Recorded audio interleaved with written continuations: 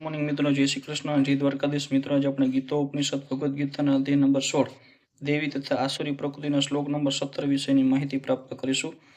આત્મસંભાવિતાઃ સ્તબ્ધાઃ ધનમાન મદ અવંતા ઇજ્યતે નામ યજ્ઞૈઃ તે દંભેન અવિધિપૂર્વકમ, અર્થાત પોતાને જ શ્રેષ્ઠ માનનારા સદા ઉદ્ધત રહેતા ધન સંપત્તિ તથા મિથ્યાભિમાનથી મોહગ્રસ્ત થયેલા લોકોને કોઈ વિધિ વિધાનનું પાલન કર્યા વગર કેટલીક વખત નામ માત્ર માટે બહુ ગર્વથી યજ્ઞ કરે છે.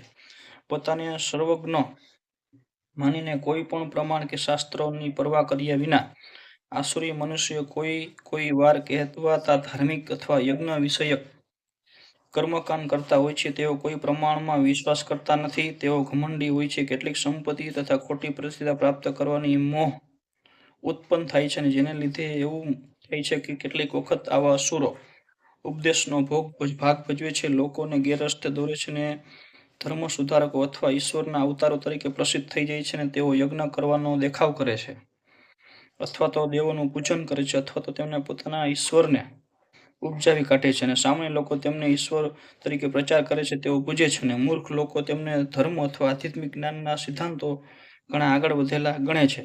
તેઓ સંન્યાસીઓને વેશ ધારણ કરી લે છે, અને આ વેશમાં રહીને સર્વ પ્રકારના અધમોનું કામ કરે છે. મિત્રો, આ શ્લોક આપણે પૂર્ણ કરીએ છીએ. નવો શ્લોકને નવો વિડીયો માટે આ ચેનલ લાઇક અને સબસ્ક્રાઇબ કરજો, જેથી કરીને તમને નવા શ્લોકની નવી માહિતી મળી શકે. જય શ્રી કૃષ્ણ, જય દ્વારકાધીશ.